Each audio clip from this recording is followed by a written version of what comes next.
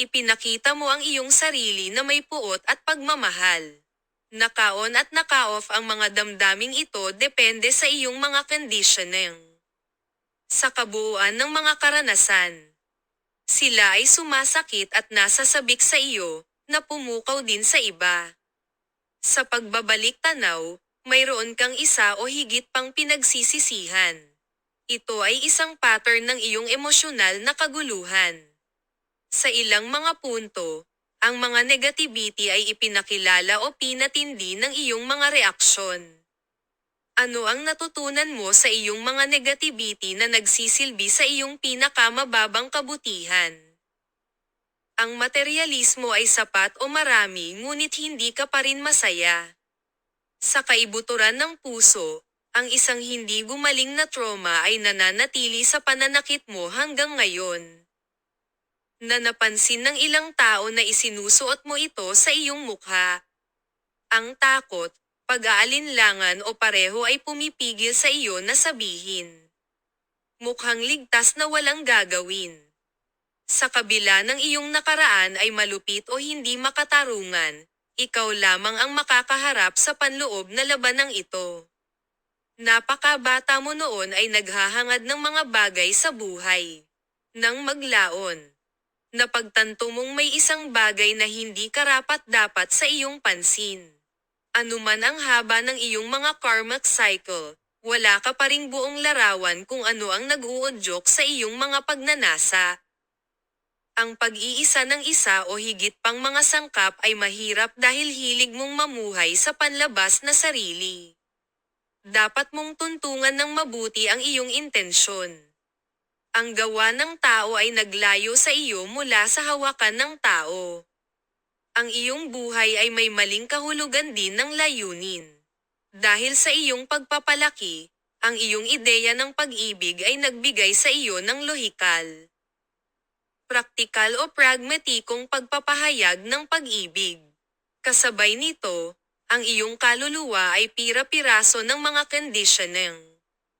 Ang pag-ibig ay dapat pag-ibig lamang. Hindi ito shopping cart. Bakit bahid ang pag-ibig sa iyong paghatol?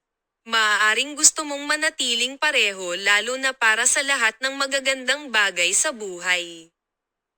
Ngunit ang iyong panloob na mundo ay umuunlad na hindi mo namamalayan. Tinitingnan mo ang iyong sarili mula sa isang panlabas na pananaw, nawawala ang lalim na nasa ilalim ng lahat. Habang ang iyong emosyon ay nagpapakomplikado sa iyong isip, gayon din ang iyong sitwasyon sa buhay. Nakikibaka ka sa polarity tulad ng pagiging makulit o pagiging mabait.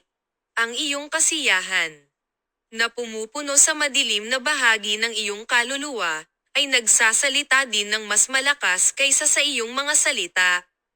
Hinahayaan ang iyong negatibong pag-unlad sa iyong panloob na mundo. Ang mga panlabas na puwersa, mga uso, ay patuloy na kumokontrol sa iyo. Sino ka ba naging? Kung walang kalidad na mga panloob na halaga, ang iyong walang laman ay lumaki. Ito na ang oras para manahimik at makinig ng simple para makilala ang mas malalim na bahagi mo. Nakadikit sa iyo ang kondisyong pamumuhay. Sa pagbabago o pagtanggal, ang iyong kaligayahan ay naglalaho. Ito ang hina ng iyong pag-iral, nabubuhay sa iyong kababawan. Tinuruan ka ng pagkondisyon sa buong buhay mo. Napagtatanto kung paano mo ito ginagawa ay ang susi upang palayain ang iyong sarili. Ang isa o higit pang mga maskara na iyong isinusuot ay nakaimpluwensya sa iyo sa isang pababang landas.